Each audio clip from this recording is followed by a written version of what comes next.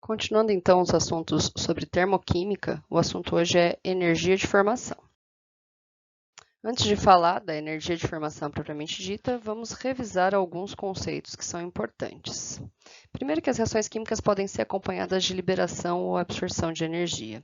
E se essa energia liberada ou absorvida é na forma de calor, a gente tem dois tipos de reação. Reações exotérmicas, que são as que liberam calor, e endotérmicas, que são as que absorvem calor. Por convenção, se uma reação é exotérmica, a variação de energia é negativa. E da reação endotérmica, a variação de energia vai ser positiva. Essa variação de energia pode ser chamada de calor de reação ou entalpia, que é representada pela letra H. E aí nos interessa então saber a variação de entalpia envolvida em uma reação química. A variação de entalpia é o calor envolvido nas reações químicas à pressão constante. Nem sempre a gente vai conseguir determinar essa variação de entalpia na prática, e por isso é importante saber calcular esse tipo de informação.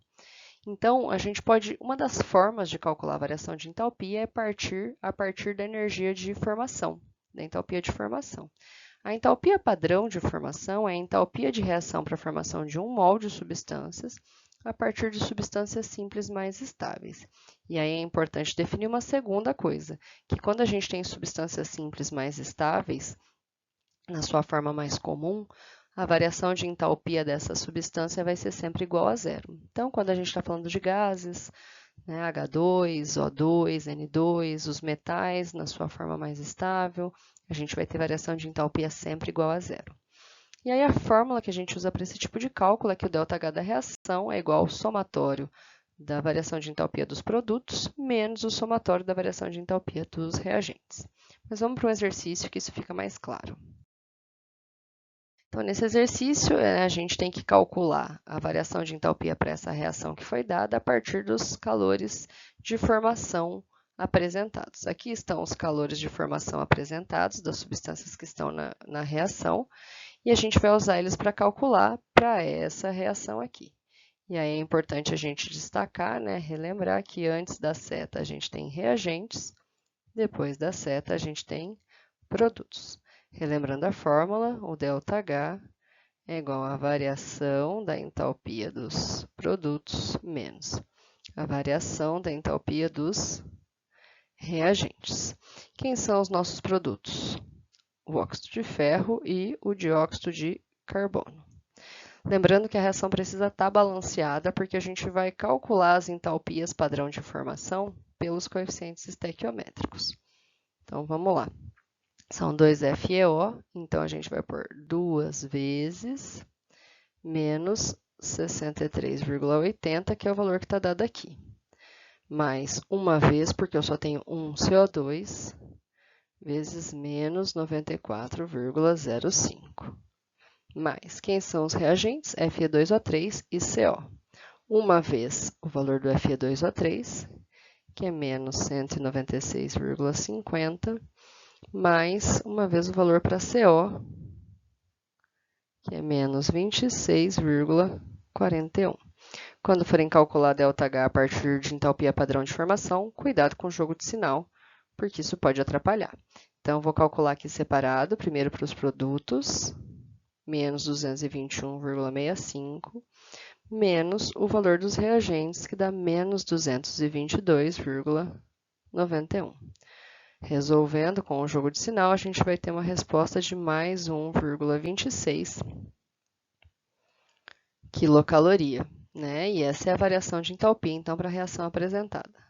Aqui aproveito para fazer um adendo, como o resultado é positivo, isso significa que a gente tem uma reação endotérmica, e o sinal precisa aparecer para indicar isso, certo? Mesmo quando o resultado é positivo. Vamos para mais um?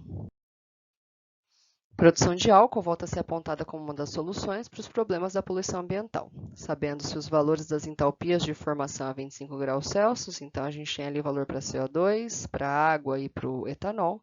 Calcule o calor envolvido na queima de 92 gramas de etanol. Então, primeiro que a gente precisa escrever essa reação que não foi dada, né? Uma reação de queima, uma reação de combustão. A gente vai ter C2H5OH, que é o etanol, reagindo com O2, formando CO2 e água.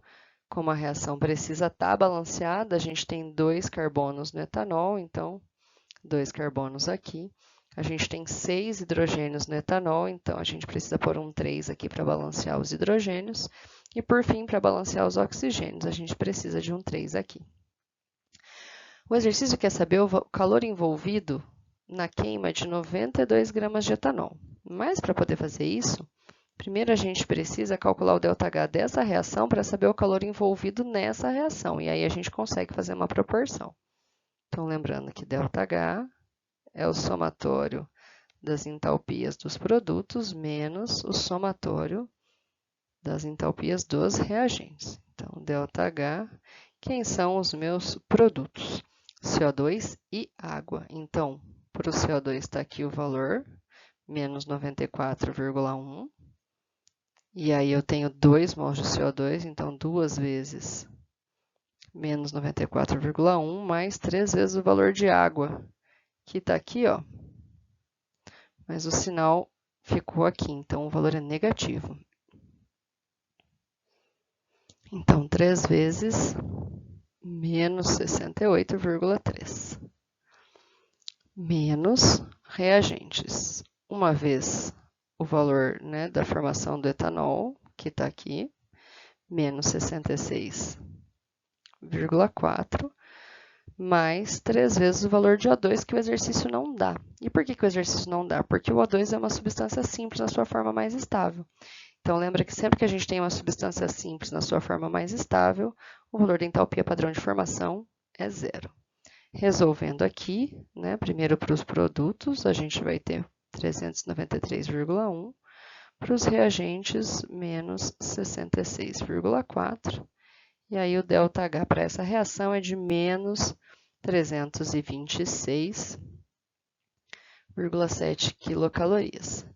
Mas isso é relativo a esta reação tal como está, que tem 1 mol de etanol.